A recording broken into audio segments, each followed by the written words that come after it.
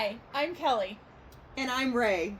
and this is Cravey Snabies. Welcome to our channel, Where we are sharing God's infinite wonders. one snake at a time.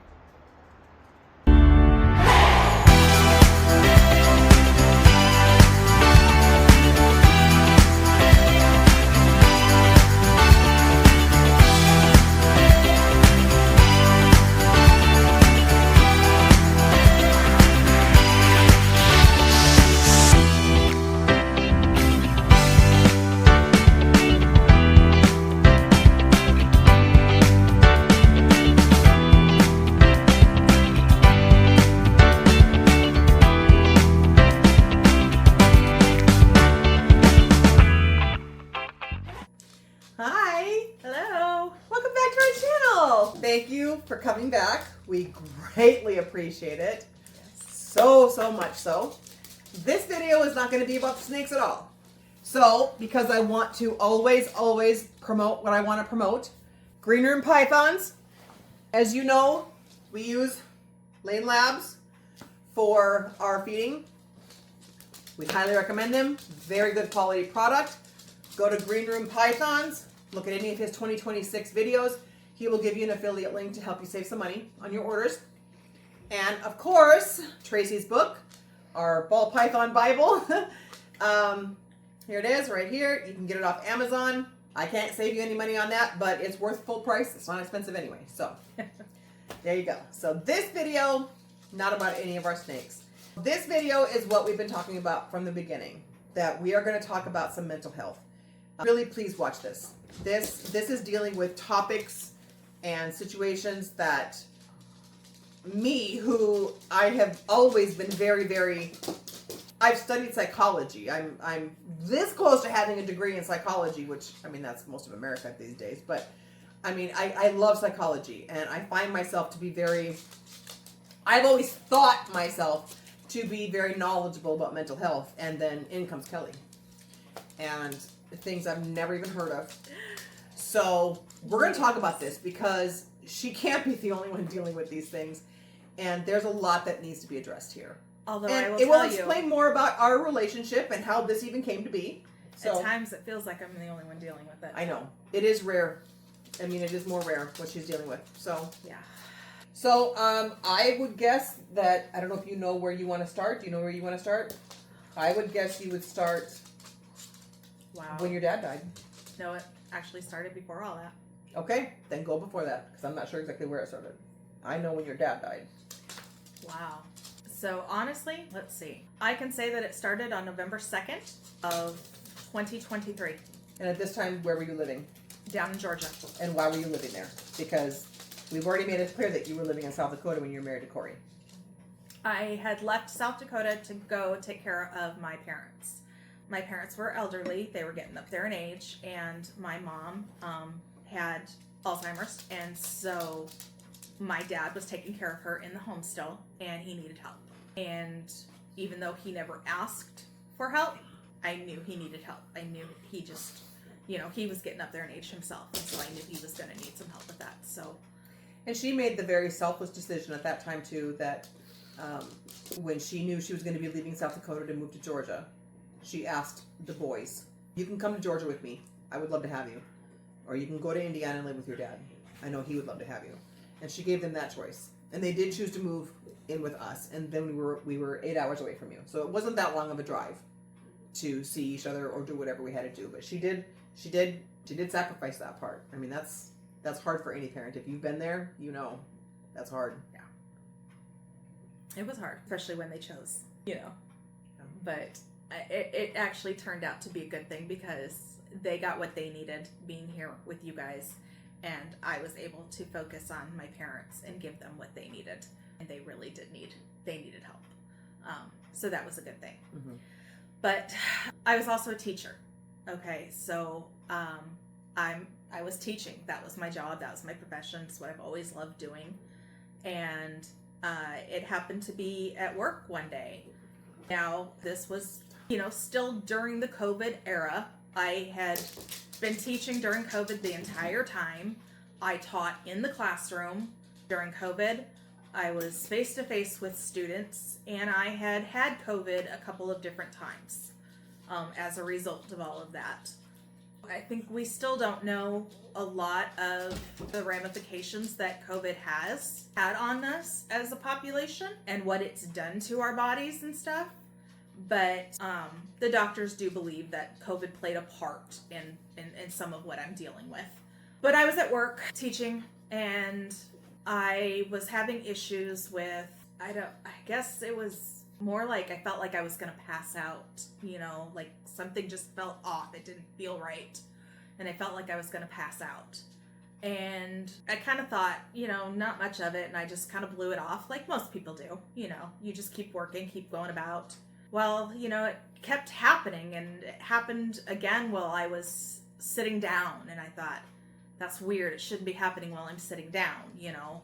Standing's one thing, but sitting. And so I went to the school nurse, and she checked my blood pressure, and my blood pressure was quite high, and I'd never had an issue with blood pressure before. So she's like, I would go to the doctor and I'd have this checked, you know. So I went back to the classroom, and, you know, teachers, we don't leave school for anything, because it's more work for us to be gone. We, you know, to prep for a sub or anything like that. So we will grit it out and just get through whatever we need to get through. Well, I was kind of By the way, surprised. our teachers are not paid enough. Just gonna say. No. That's my opinion. Go ahead. So I was kind of surprised when my assistant principal actually came to my classroom, which kind of shocked me, because she's like, well, I hear you're not feeling well. You were in the nurse's office. She said, you know, you're having some issues. You need to leave and go to the doctor. And I was like, do you have coverage? And she's like, don't worry about it. We'll take care of it. And, you know, that's really unusual. But I was like, okay, I'm going to take advantage of this. You know, you've got it covered. I'm going to go. It was toward the end of the day. And so I went to acute care, and they immediately ran an EKG test on me. And that showed abnormal signs on it and sent me straight to the emergency room. At the emergency room, they repeated a lot of the same tests and more tests, and that very night I was admitted to the cardiac unit. So that's kind of how everything started. We thought it was a lot of the heart, and it is heart. I do have the heart problem. Mm-hmm. That is still prevalent. I'm not going to go into specifics as far as what that part of it is, but the heart problem is there. So it got to the point where I was unable to work. I had to take FMLA because I couldn't walk to the mailbox to check my mail without passing out. You know, I couldn't walk into the next room in the house without practically passing out. Everything that I tried to do... Were you not at school one time when you were taken off by ambulance? Yeah, I had tried to go back. I'd been taken out by several times. Every time I tried to go back to school to work, something happened and I was taken back to the hospital by ambulance. So that's when I ended up going out on FMLA. It was not working. And I was under the care of a cardiologist at the time. And I ended up going to see a special cardiologist. And this is November of 2023. Yes. So it was a special cardiologist. He was an electro... Oh, what was that? It's a huge long term. Yeah. It's a special kind of... I've never heard of this kind of cardiologist, but it deals with the electrical impulses in your heart. Mm-hmm. So there's something wrong with the electrical rhythm within my heart. The heart muscle itself is good. Yeah. But the electrical is It doesn't beat properly. It's not doing what its brain is telling it to do. Mm-hmm. And so I was seeing him, and it was one day when I was in his office that I had an episode, and he looked at me and he's like, I think there's more going on here than just your heart. And so he referred me to a neurologist, which started me on a whole nother journey, as if heart wasn't bad enough, right? So I go to the neurologist, and What was going on in your personal life at this time? Like, in the timeline of events, when did your dad die? Before or after the neurologist? I think I had seen the neurologist one time. Yeah, I had seen the neurologist once or twice before. That June of 2024 was when my dad had passed. And that was unexpected. Not only not expected, but we're a little bit angry with the hospital. So So yes, this was one of working those, on the forgiving part, because we just discussed that. This was in one the of those last video. anger issues that Yeah. I've had to deal with, and Yeah. I've had to come to terms with, because he had a mild stroke, and it was mild, but it was enough that we had put him in a care facility for rehabilitation purposes to help, kind of give him some time to recuperate. And with all of my medical needs that I was having issues with, I knew I was not able to take care of him the way that I needed to take care of him. And so I needed help. And so he was in a facility, and apparently the facility had sent him over to the hospital because he was, what they described it as, not unresponsive, but very lethargic, I guess. Not quite himself, just laying there, not moving, not doing much, and hard to, rouse, that kind of thing. And where is your mom at this point? Mom was already in a nursing home because of the Alzheimer's. We had no choice but to put her in a home because we couldn't take care of her. She had reached that stage that Her dad was taking care of her. we He kept her was. at home as long as we But could. she and- finally reached a stage where, I mean, if you know anybody with Alzheimer's, it gets to a point where you need professionals. Yeah, and she was at that stage. They rushed him over to the hospital, and he was in the emergency room. But somebody apparently made an error and never notified the family. Me, basically.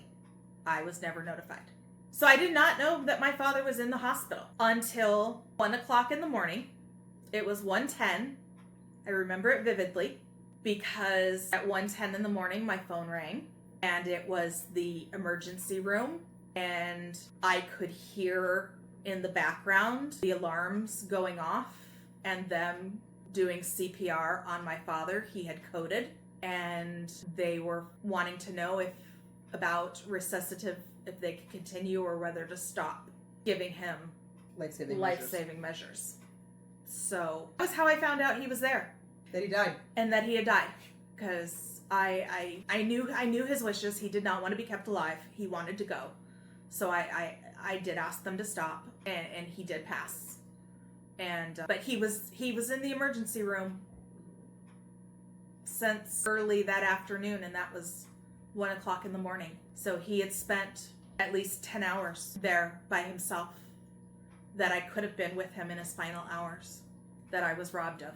So yes, there was a lot of anger there. And it was all because somebody forgot to make a phone call. That was a hard one to get over. The reason we're telling you this is not because nobody else has horrible, sad stories about their parents dying. Most people do, to a certain extent. Sometimes it's even worse than this. That's not the point. The point is, this all turns into a mental health thing. So you have to stop and think about, she's already dealing with a physical issue that she doesn't understand, that even special cardiologists are trying to figure out. And now they're saying, you need to go see a neurologist because we don't know what's going on with this. And then this happens. And she's a daddy's girl. She was always a daddy's girl. That doesn't make one parent's death harder than the other, but I've had both my parents die, and trust me, my dad's death did me in. My mom's death was horrible and sad. Yes. But it is a different thing. So just keep in mind the mental health aspect of everything she's telling you. So that was in June 28th to be exact. And then in the end of September, we got hit with Hurricane Helene. I was in the house by myself with my dog. Well, the dog I inherited from my parents because it was actually their dog. But I promised my dad that I would take care of this dog, who is still with me today. Yeah, he is. Yes. So the two of us were in the house during this hurricane that beat our city up something fierce and destroyed my house. Trees came down, broke through my roof, collapsed on top of it with me inside. extremely scary. Didn't know what to do, didn't know what to think, didn't know if I was going to survive. I mean, so yeah, I lost my dad, then I lost my house. And what else started happening? Well, it was happening during all that, but it didn't just start. It was already happening. But I didn't know that that's what I was having at the time, but I was having a form of seizures, basically. Mm-hmm. And that's what my cardiologist had actually seen in his office. And that's why he referred me to neurology, because he thought that it was a seizure. He just wasn't sure. And so he wanted me to see a neurologist. But unfortunately, my neurologist in Georgia was not, I'm just going to say, I'm not a fan of, was not the best neurologist. I'm not either. Never even met her, but I'm not a fan. Just was not listening to me. And I will tell you that if you get a doctor that is not listening to you, Go somewhere else. please go somewhere else. Find a doctor that does, because you know your body, you know what's going on way better than anyone else ever does. And you really do need to be an advocate. And the problem was, I did not have the ability to be an advocate for myself in that moment, because I was so far gone with everything, dealing with everything. The health issues that I was dealing with, the depression issues, the loss of my father, the loss of the house, the PTSD from the house, from the hurricane, everything, it was all just piling on me. And I couldn't deal with all of that. She had no help. She had no help. No, I was doing it alone. I truly was. I had no one that was, I had some people that were trying, but it didn't have anyone that was truly stepping up and helping the way that I needed someone to speak up for me and help me and be a voice for me. And that was part of what led me to even coming here and living with you. We were, so like she said, that was in September that the hurricane hit. We were at my son's house on Thanksgiving, and we got a phone call from her saying that she's still out of work. She was talking about child support, because when the boys came to live here, she paid child support, and she had no problem paying the child support, but she was out of work. So she was kind of updating us on that. And that's the first time we heard that she was having seizures. And she asked if Jake, their oldest, could come stay with her for a while. Jake happened to be between jobs at the moment. So both Corey and I looked at each other and thought, this is the perfect opportunity, because there needed to be fences mended. There needed to be a lot of things, and she needed help. And she didn't have anybody to help her. She literally didn't have anybody to help her. She has family that loves her, but they didn't live there. So she didn't have people living there that could actually help her. I shouldn't say that. She does have a family member that lives there, but she could only do so much. So we talked to Jake, and Jake agreed to go live with her for a while. And so Christmas of that year. It was a good thing that he did, because I'm going to be 100% honest with you right now. And I need you to understand this, that a lot of people are in the position that I was in. I was at my lowest at that point. Before I called, before Jake agreed to come stay with me, I was at my lowest. I was at my breaking point. I didn't think that I could go on anymore. I didn't think that I had it in me. I wanted it to end. I wanted it to be done. And I wasn't thinking rationally. I know that. That's the thing about depression, though, is it strips you of thinking rationally. And so then you think that the permanent solution is the best option to your temporary problems. I know. And you don't see a way out. I didn't. And I didn't see the way out. I really didn't. My way out was going to be a permanent route. She didn't tell us that then. This has been talked about since she moved in. Because we've all been, I've been in that position. Corey's been in that position at different times in our lives. And so she was talking about that stuff. So that came out after she was already here. But she talked about how Jake going there literally saved her life. He did. My son saved my life. He did. Had he not shown up when he did, I guarantee you I would not be here. I guarantee it. But God knew what I needed. And he sent me an angel. He sent me what I needed. And Jake came down. It came down over Christmas of that year. So 2024. Yep. Uh-huh. And then January. And he sent me just in time, because he got there right after Christmas. And not even a month later, In January 17th, my mother passed away. Yeah. My mother passed, and I lost everything. My whole world was gone. And at this point on our side, we're talking to her because we're wanting to make sure she's okay. She's not okay. She's not getting okay. She's not getting better. I mean, everything is getting worse. And Jake is 21 years old, and it's too much. That is too much. That was way too much for him to deal with.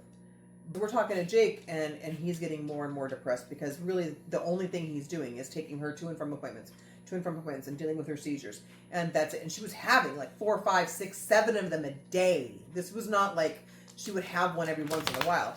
And they were treating her for epileptic seizures. That's not what she has. So seizure medication does not help this. Now, many people that deal with these do end up developing epilepsy. She could develop it. She may have even had a couple by now. But at that moment, that is not what she was dealing with. And those medications were actually, honestly, making it worse. Because, well, we'll get into that. And we have dogs going nuts again. So we're talking to Jake, and we're like, Jake, if you are getting that depressed, you need to come home. We will come down there. We will get you. And he's like, I'm not leaving my mom. Well, I didn't blame him for saying that. He's a good guy. He is a good man. And there was no way he was going to leave her to fend for herself. And thank God he was that good. Yeah. Because he might have said, you know what, I can't do this. You guys come get me. And we would have came to get him, not knowing how bad things were with her. That would have been it. But things changed. And God talked to me. God literally said to me, you need to ask her to come live with you. Corey and I are sitting here talking. And we're talking about Jake. We had just gotten off the phone with him. He was not doing well. I had talked to Kelly for just a few minutes before that. She was not doing well. But Jake was really, really worrying us. And because she hadn't told us the depth of her depression. So we didn't know to be that worried about her. But we were that worried about Jake because Jake's been there before. And Jake wasn't talking to me. When Jake gets like that, he withdraws. Which a lot of people do. That's a normal thing. Mm-hmm. So I'm literally talking to Corey, and I literally hear in my voice, and it was not my voice. I hear in my voice, you need to ask her to come live with you. And I looked at Corey and I said, Kelly needs to come live here. And he goes, what? Not like, how dare you say that, or you're crazy, but like, what? Did you actually just say this? And I didn't even finish saying what I was saying when I was picking up the phone and calling her. And she answered the phone. I said, I just checked in with her again, and I said, Kelly, here's the thing. I need you to stop and think about this. But I think that you need to come live here. This is too much for Jake to deal with. He won't leave you there by yourself. You need people who can actually stand up for you and get things done with you and help you through this. And she sobbed. As soon as I said, you need to come live here, she just, oh, Ray, and bam, crying, sobbing. I wasn't even sure she was hearing me anymore. She was crying hard. Part of it, I just didn't understand why you would even want me in your house. Like, I'm the ex-wife. Why would you even Because you're the mother to my children. I know, but I didn't understand it, I know. It didn't make sense. I understand it now. Oh, yeah. God all makes such perfect sense to us that we look at other people like, how do you not see this? God had a hand in this the whole time. I totally understand. So that was the end of March. Or no, that was actually the beginning of March when I called her and said, you need to move here. And it was a couple of weeks before we really got word from Jake that, yeah, she had agreed to go ahead and move here. So Austin had moved out by that point. That's their youngest. He had moved out by that point. My office was already taking up Jake's old room. So we had Austin's room available. So we got everything. That was the room we were fostering kittens. Like litter after litter after litter. Because people don't spay and neuter their pets. Litter after litter. And so we moved the fostering situation back to our sunroom, and we got the room cleaned out, cleaned the carpets, got a bed set up, and she got here March 31st of that year. Yep. And seizure after seizure after seizure. Yeah. And let me tell you that I've been trained, like medically trained, like first aid type trained on seizures. I used to work with people, developmentally disabled adults, and many of them had physical disabilities as well. And many of them had epilepsy. So I was very, very well versed on how to deal with epileptic seizures. She does not have epileptic seizures. At this point, it could still happen, and we know that. She's not having epileptic seizures. This was new to me. this was brand new to me. I wasn't freaking out. I was more than willing to take care of it. And at first, it was my mission. I needed to be there for every single seizure because I was monitoring everything she was doing so that I could write this down in my head. I wanted to make sure that she heard me, that she knew she was safe, because I knew that this was a mental health thing. I don't know why I knew it, but I knew this was a mental health thing. Look at the past 6 months of her life. How could it not be? And so I didn't know if she could hear me. I didn't know what, but every time she had a seizure, I was right there. I was right there. But in the meantime, then, got her into a cardiologist here to follow up with her heart stuff, and we got her into a good neurologist. Yes. And tell them what your diagnosis is. So I actually have a couple of diagnoses. Yeah. Surprise, surprise. You know, as far as the heart is concerned, that one is kind of interesting because I don't know if you're aware of, it's called POTS. POTTS. This is in the POTS family. It's called inappropriate sinus tachycardia. She's always been a very inappropriate person, so. Yeah, I have. I absolutely have. So this fits perfectly. Trying to make lighthearted out of a serious situation. Sorry. But basically, it is all comes down to is the electrical rhythm within the heart, and my heart beats excessively fast, even at resting. So I could literally be sitting here and my heart could be beating 150 beats per minute for no reason at all. And then She is on medication for this. Yeah, I could stand and then it could plummet, and that causes the passing out. Yeah. Which We got an inversion table, which is really good for your back, and she was like, I want to try this, but I'm just letting you guys know I could very easily pass out. I'm like, okay, so we're prepared. She didn't that time, but if she were to continuously use that, she would pass out just going on an inversion table. Yeah. So that is the heart part of it. Obviously, I have depression. That is, nothing new there. I have PTSD that I'm diagnosed with. But the main thing that the neurologist has diagnosed me with, This is what causes the seizures. they are what's called functional seizures, and it's part of functional neurological syndrome. If you look up pseudo seizures, I hate the term. I hate the term because it makes it sound like it's fake. These are not fake. I've been there. I've seen it. These are not fake. But they used to be called pseudo seizures because they mimic a full seizure. They mimic full 100%. And right now, actually, I'm going to put in a clip. I'm going to stop this right here. I'm going to put in a clip because she had a seizure at one point, and we were done recording a video, and I recorded the seizure. And then I asked her, can I air this? And she goes, yes, I want that to be part of our video. So I'm going to make sure this is okay with her first before I ever air this. She can hear me right now anyway. This is one of the things that we're dealing with. This is the big issue that we have with her. So right now what this is called, okay.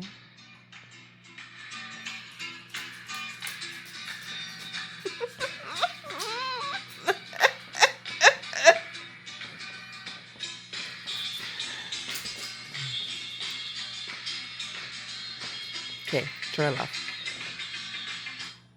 Okay. So, these are called, which I don't, this is the layman's term for them. There's a more scientific term that I'm not remembering right now. They're called pseudo seizures. I hate that term because it makes it sound like it's fake. This is not fake. What Kelly has, this is a mental health thing. And I'm going to let her get into it because this is her thing. And again, I'm never going to air this without her permission. I'm recording this right now because it's happening. And I really believe she's going to want to share it. But of course, she has the final say. This is the result of extreme trauma to her. Her trauma is, again, hers to discuss, not mine. It is not my place. I am here to support her and love her no matter what. The reason I showed a little bit of the seizure, and I showed a very little bit of the seizure, and then I showed Corey playing that song, is because that is the difference between what she has and epilepsy. With epilepsy, sometimes there's an aura, sometimes there's not. Sometimes she feels these coming on. Sometimes she can feel like things are just a little off and she knows. And she won't say, I'm about to have a seizure, but she knows to get herself into a safe spot, whether it be sitting or whatever. Other times she just feels off and doesn't really know why. But she can respond to us. She can hear us. She can come out of these seizures and know exactly what we talked about, who we talked about, what we said, everything. Which is why I said she can hear me anyway. So she knows, even as I'm recording this, she's going to have final say. And I would never air this without her knowledge or permission. But she also made it very clear to me that part of our channel needs to be about mental health.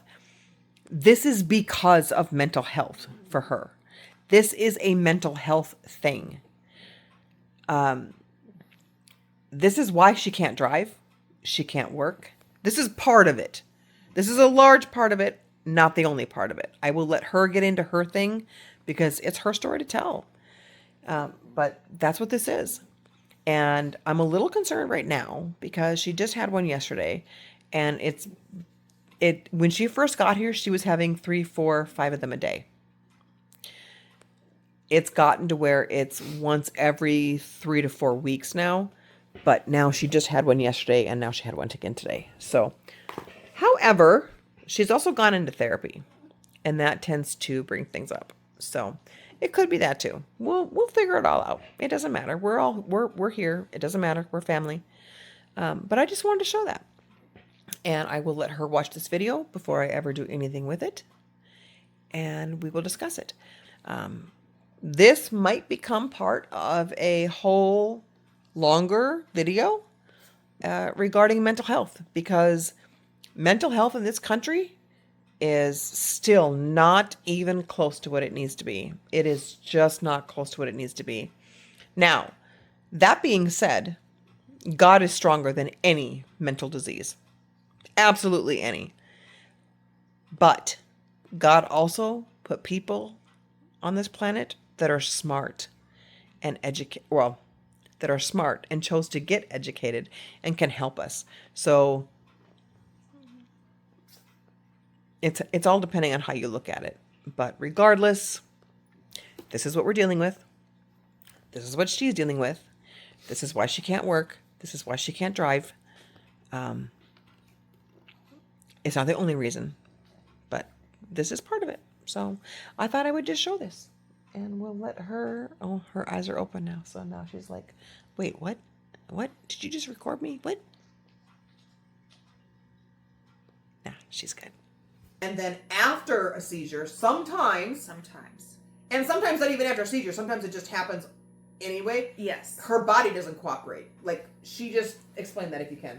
It's kind of a vicious cycle between my heart rate and my autonomic nervous system.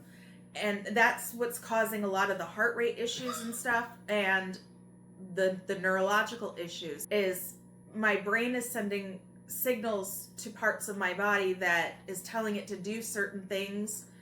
And it's not receiving the signals the right way. And it's not cooperating. And they're getting all jumbled up inside.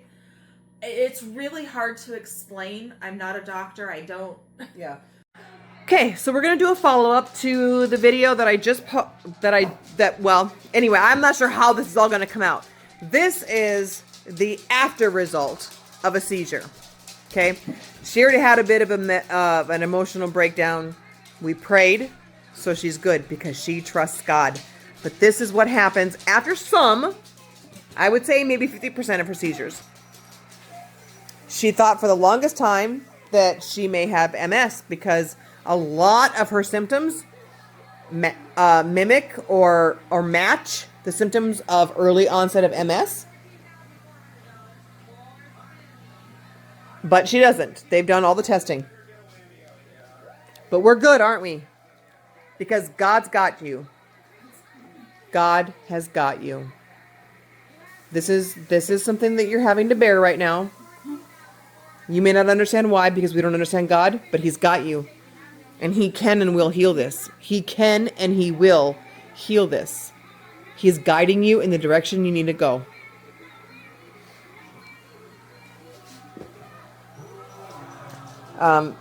She says it feels like her muscles are really, really, really tight. However, she can take muscle relaxers and they barely work. So I don't think it's that. It's something else.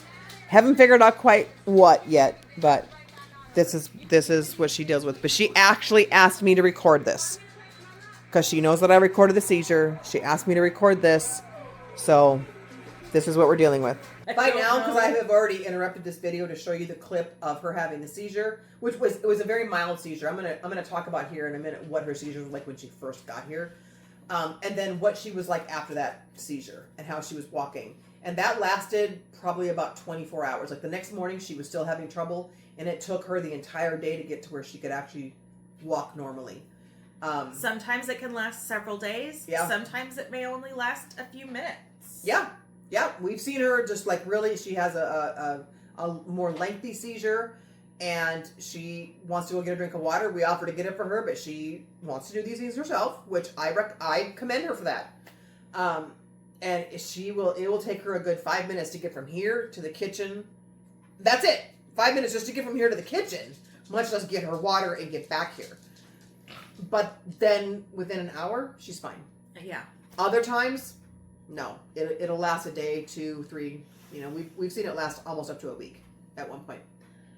When she first got here, this is also why I knew this was mental health, because, like I said, I have experience with epileptic seizures. I have a lot of experience with that. She would go into her seizures, and it's one side of her body, you know, twitching and doing whatever, just like a normal seizure. So just like you would expect to see for a normal seizure, but she would wail.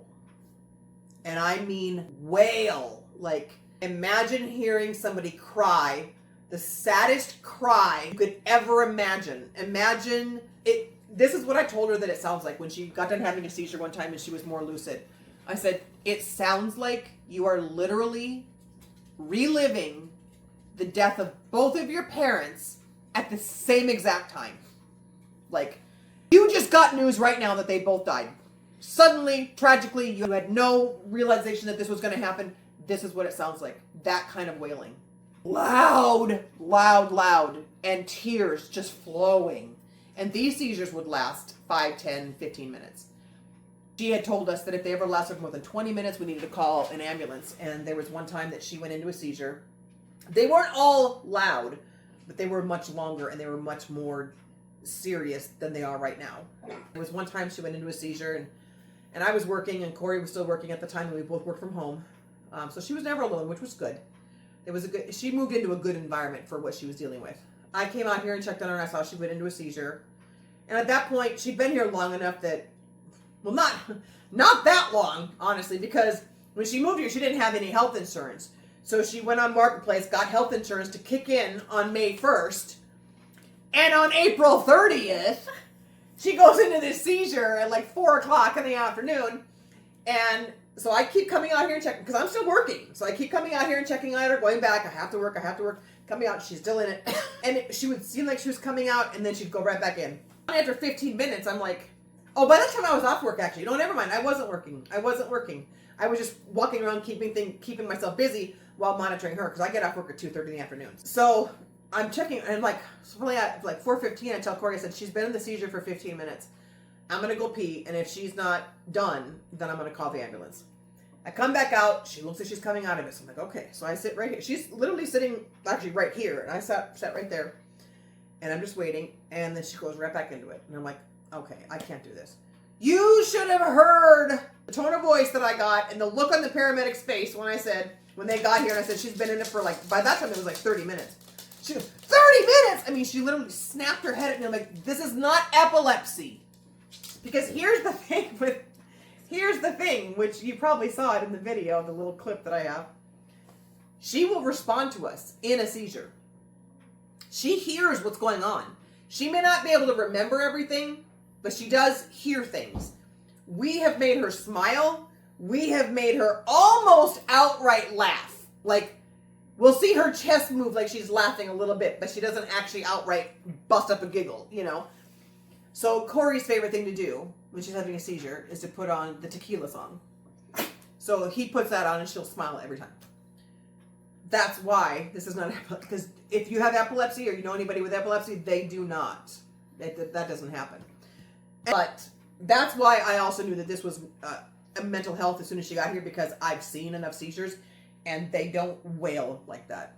And she literally sounded like her entire world shattered in that very moment. And it happened probably every fourth or fifth seizure. And she would have 5 or 6 of them a day. So this was happening daily. But she's gotten into a good neurologist. Yes. Who's done so many studies on her.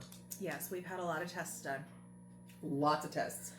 And that's why we know it's functional neurological disorder.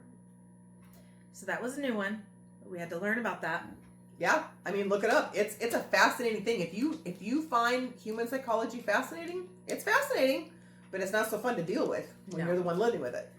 It's not, because you never know when it's gonna affect you. She can't drive. When we're like, we need to run to the store for this, and Corey's busy with this, and I'm busy with this. She knows how to drive, but she can't offer to go drive. She'll make the joke, well, I could go. Oh yeah, please, But I would never. She wouldn't. But that's the thing, is she can't actually genuinely offer, I'll run to the store for you guys. She can't do it. Yeah. No, and actually that's the hard part, is I have to rely on somebody to take me everywhere that I need to go. Yep. And that's hard. That's really hard.